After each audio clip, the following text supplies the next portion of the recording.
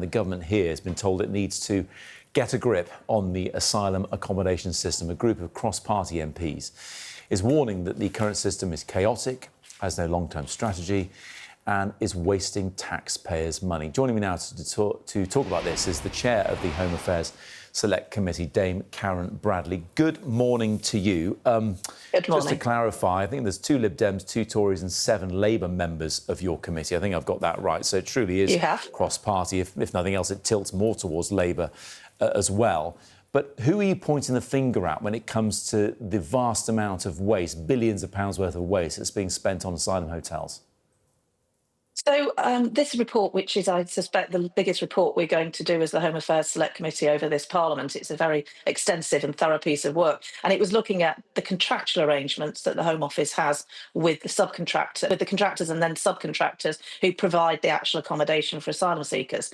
And I think this is a catalogue of things that have gone wrong, some of which were manageable, some of which were completely beyond anybody's control. So, for example, COVID, when these contracts were drawn up in 2019, nobody could have known that we would have a pandemic and that would have an impact on the asylum system in the way it did, meaning the use of hotels started in a way that was never envisaged when these contracts were first drawn up. The sheer numbers are much higher than anyone thought, but there has undoubtedly been a lack of control from officials at the Home Office on these contracts. Contract management has totally failed.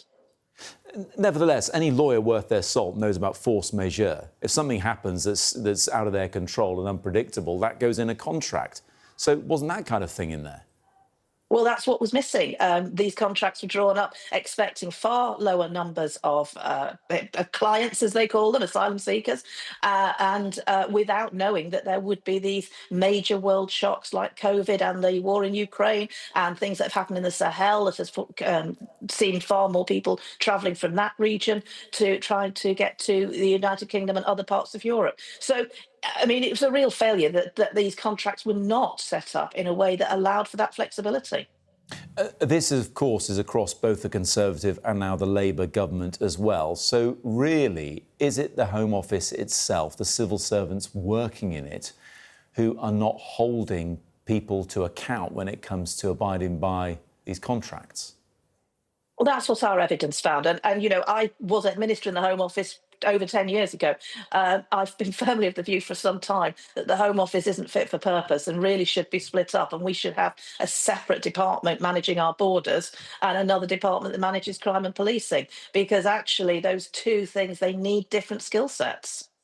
Yeah, that's somewhere where you and the new Home Secretary, Shabana Mahmood, agree. She says the department is not yet fit for purpose either. Not yet, she says, by the way. Do you get a sense that things will change there, that perhaps things will be split up, perhaps some civil servants need to be shuffled somewhere else?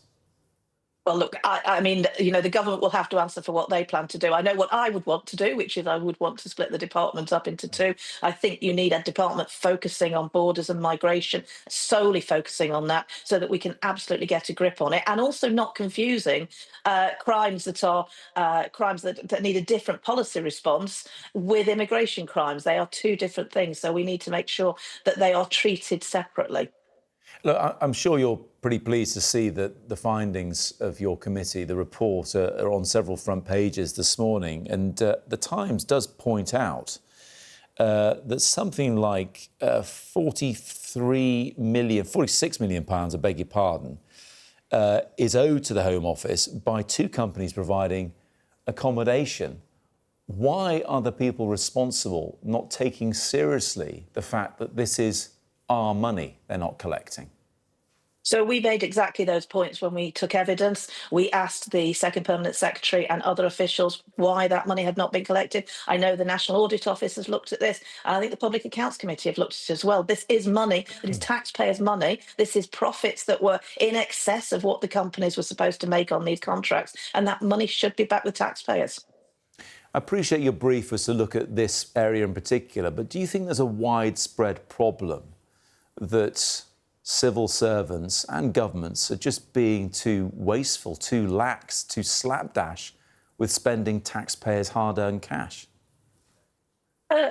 I wouldn't want to say that across the board, but I think there is a problem when you have very frequent changes of ministers, because anybody who goes into a department, it doesn't matter how much of a subject expert you are, it takes time to get to understand the system, what levers you can pull, how you can ensure that civil servants do the work you want them to do. Now, in this case, we found out that over 1,000 officials were working on the Rwanda scheme, and nowhere near that number were working on these contractual arrangements. And if you have a constant change of ministerial ministers, change of officials, you're not going to be able to get a grip on it. There is a lot to be said for leaving people in a job and letting them get on with it.